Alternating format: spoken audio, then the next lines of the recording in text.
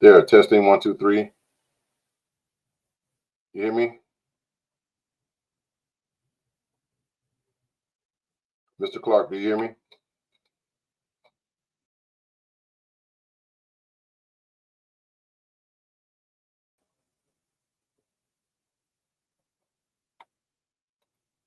Mr. Clarke, do you hear me now?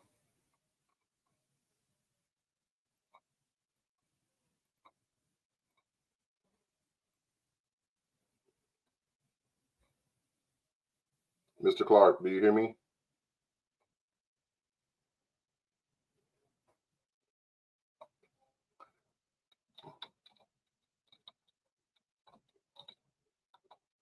I do not hear you either. Let me go out and come back in.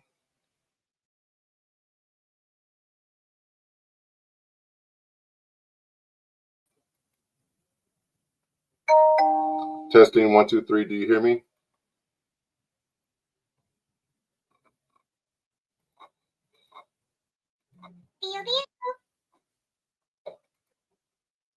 Do you hear me now? Can you hear me? I hear you. Do you hear me? Yes. Okay. Okay. Let me just try to adjust my background real quick. Hold on. Okay. No problem.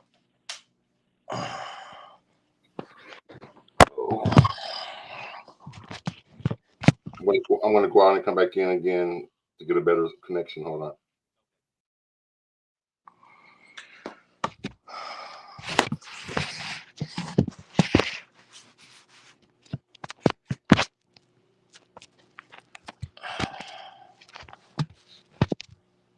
There we go.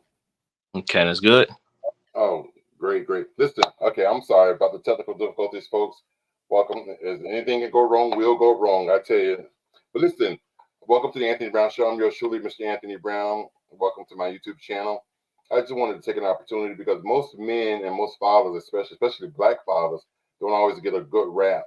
And what I wanted to do is I wanted to honor and lift up some black men that I've seen over the few years that are outstanding, upstanding, great fathers, um, great husbands, great fathers, great boyfriends.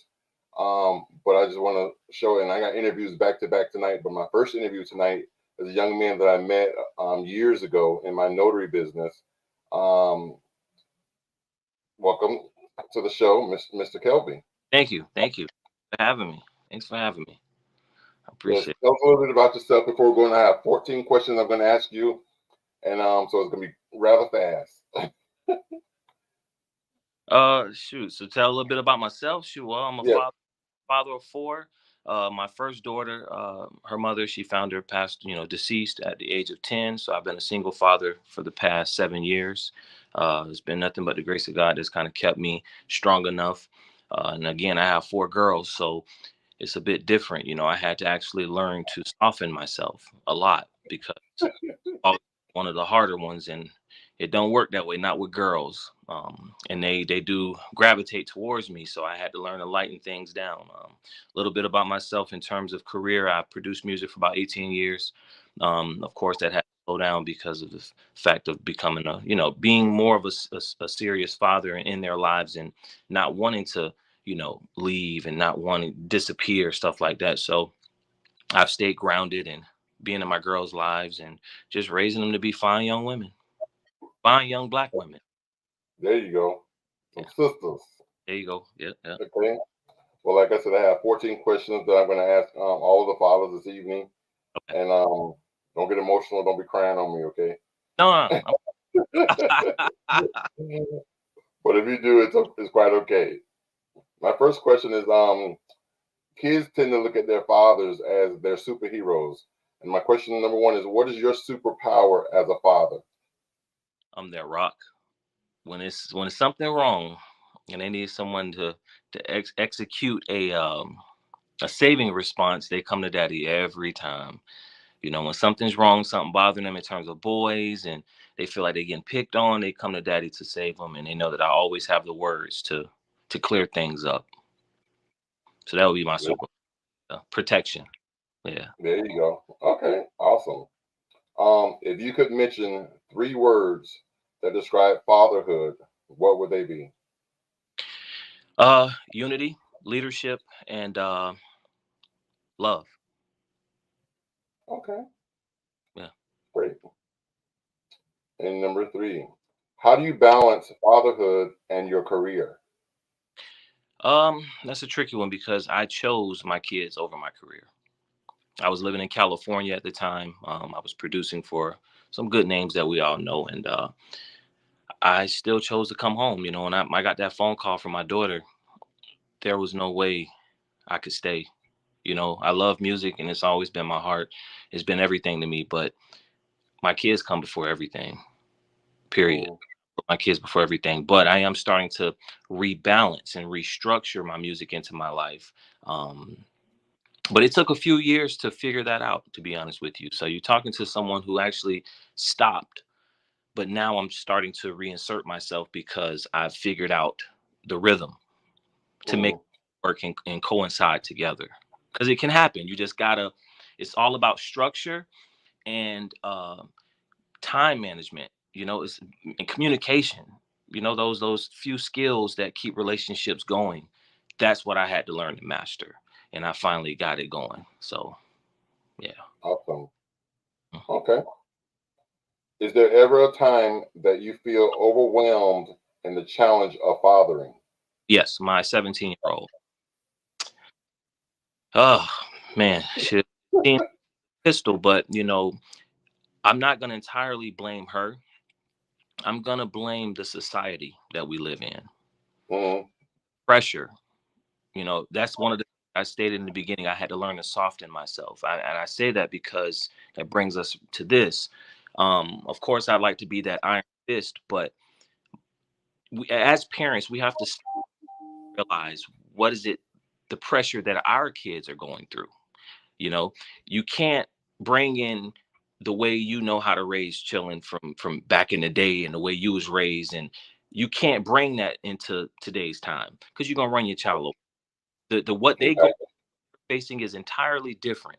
You know, I'm an 85 baby, so for me, social media wasn't even a thing. You know, it didn't exist. The peer pressure from children and parents, some parents being soft to the point where they allow their kids to run the household. So my daughter is at school seeing these things and seeing kids and girls come to school any kind of way with long nails. And my daughter is now being picked on, being an AB on a roll student, because she can't, because I won't allow mine to wear 9 inch, and I'm being super sarcastic, but 9 inch nails, you know, 30-inch weave, you know, eyelash Right? come up to your forehead. I'm not on that because Looking it, like a pole dancer. yeah, in the same society, we as young ladies look at these young ladies as an appetite. Right.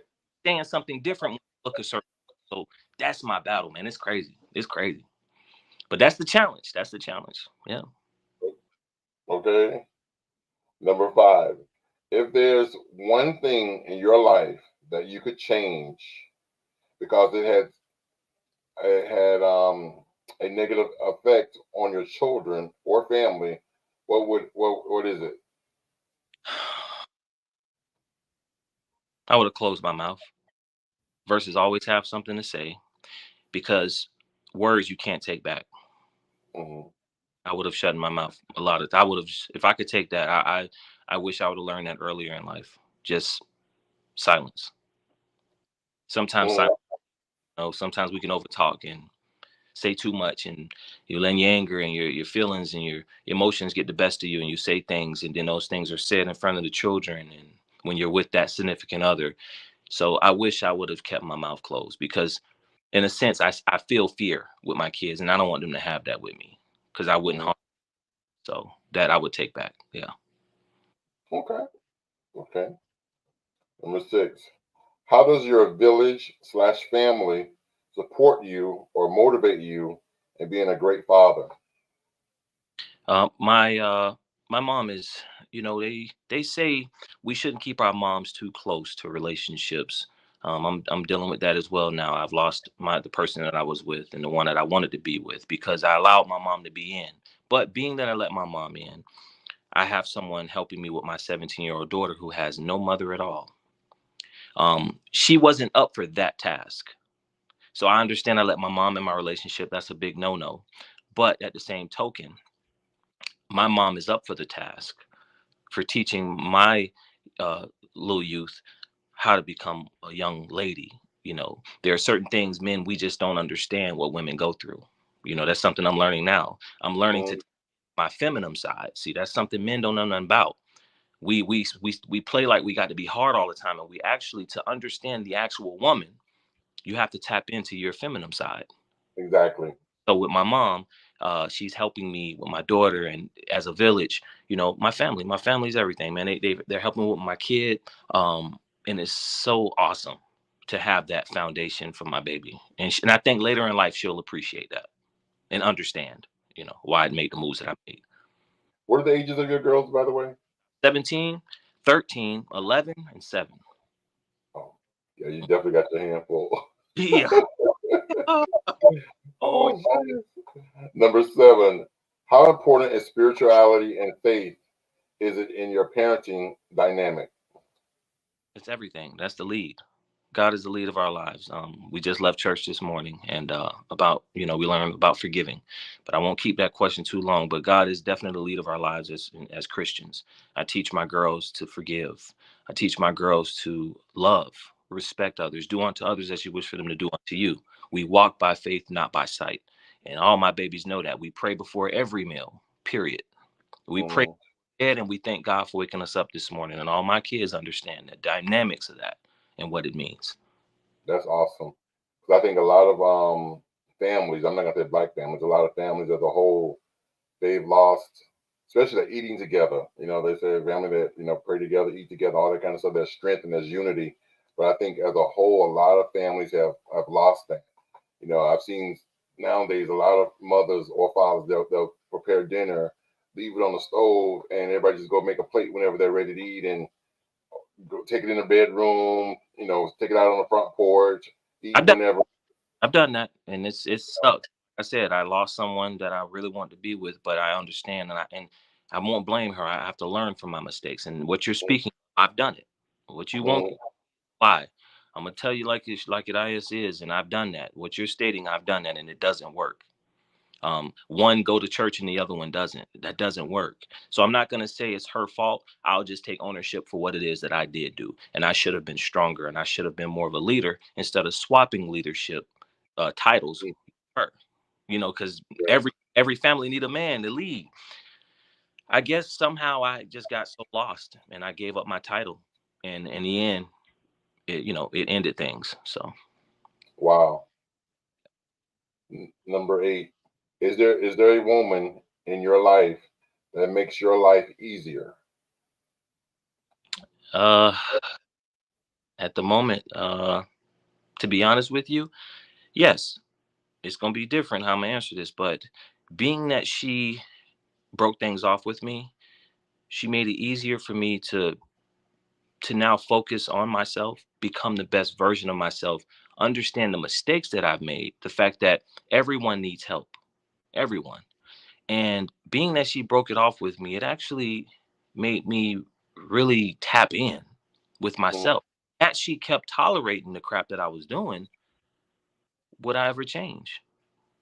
mm, I'm changing now, and it's a process because it hasn't been that long, but every day I'm tapping into myself and really trying to become the best version of myself, and I'm gotten myself some therapy because we all need that. I didn't get a chance to grieve my child's mom when she passed, so I as well as going through like my daughter. So just a different scale of problems, being that my daughter don't know what bills are. So she's definitely that woman helped me realize that I'm not perfect and that I need some fixing and I need to get on my knees a little bit more. So yes, even though we're not together, she's still actually that woman that made things better for me actually. Fun enough. Yeah. awesome. Hmm, okay. I know you want to look at that. Normally is No, no, I, that was deep. I Yeah, tell the truth. yeah, that was profound. That was very deep. I like that. Um, you as fathers, you're superheroes, but not perfect.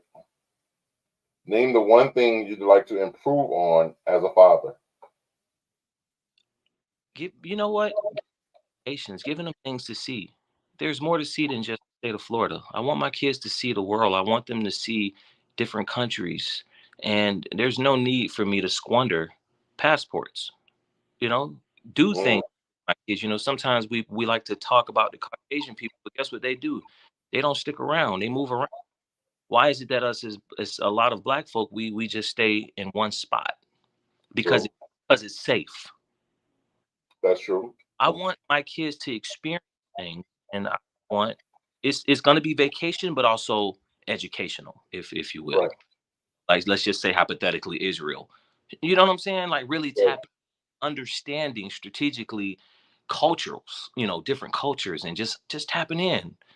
I think that would really help them with growing up and understanding life. And it give you the father daughter bonding time. Correct. So I want to move around. I got to stop staying put and start planning. For us to be. Mhm. It's not just about me. I have to plan for all five of us. You know what I'm saying? Right. Yep.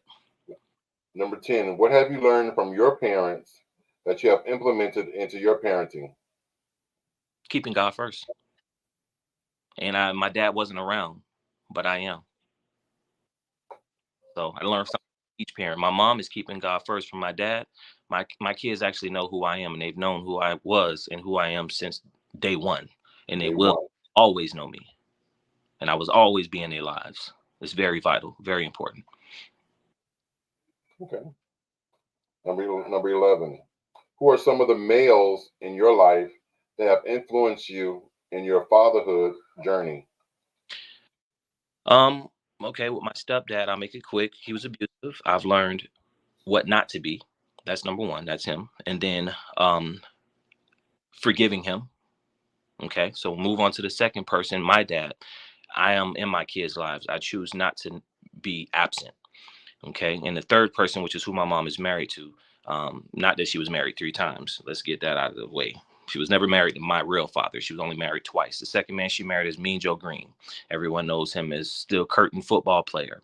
When I tell you an ox, a strong man, strong black man, very successful, just him being an it's just inevitable. If you don't want to be successful after meeting someone like him who got bowl rings and been in the NFL and commercials, something's wrong with you and you need to reevaluate yourself. So with Mr. Green, hats off to him, man.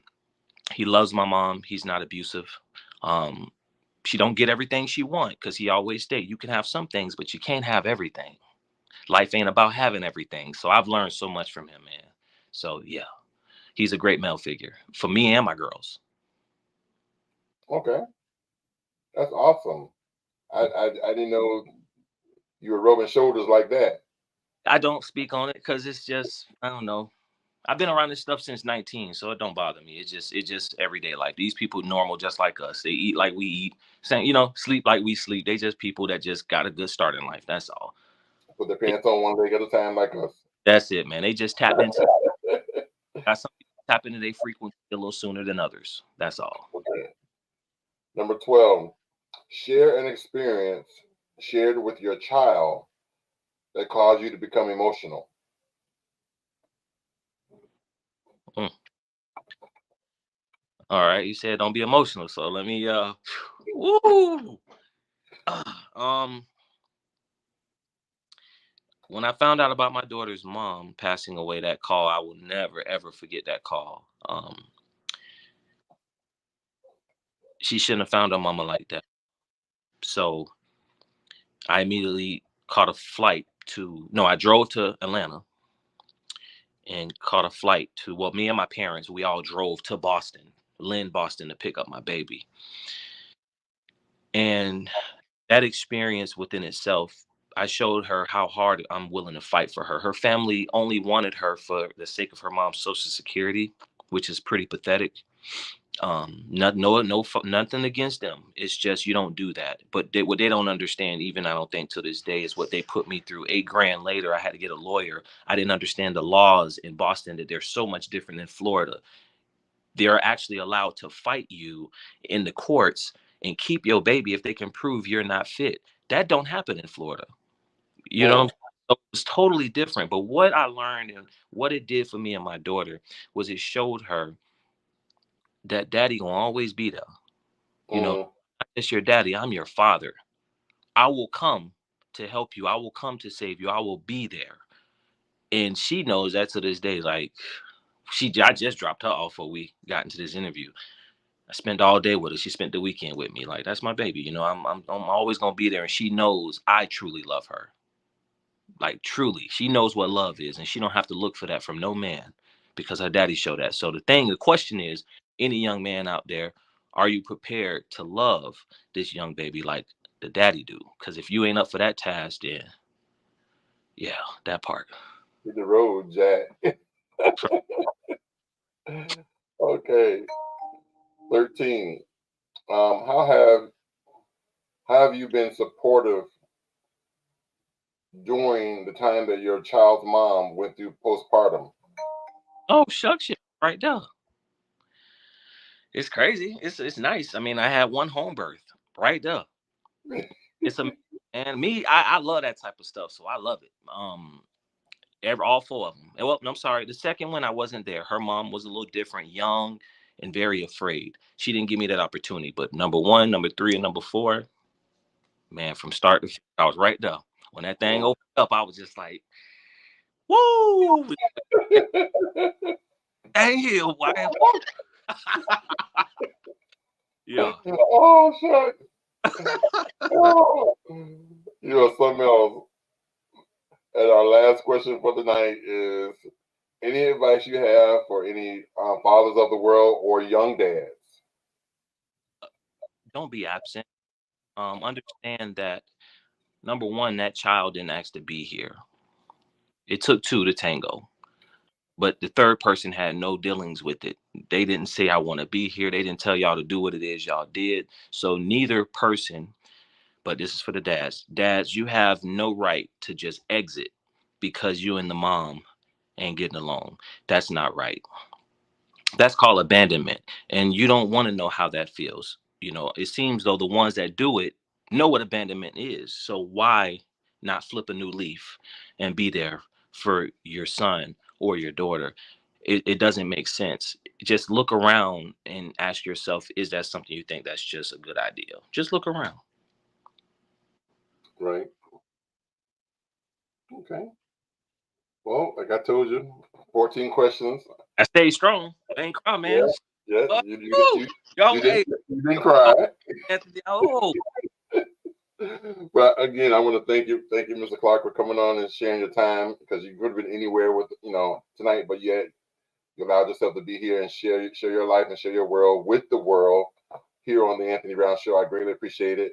You have the link there if you want to share it with any of your family and friends. They can watch the after show. okay. And everybody else, there'll be more interviews the rest of the evening with a few other great fathers out there. Not just fathers, but great fathers, great black fathers that's Mm, out there. mm. So I want to make that much be known. So again, thank you for being here, and for the everybody else, definitely hit that subscribe button if you're new to the channel. Subscribe. It costs you nothing to subscribe. It's free. Click that bell so that you'll be notified every time we go live. And again, I thank you for being with me tonight. I appreciate you, and good night.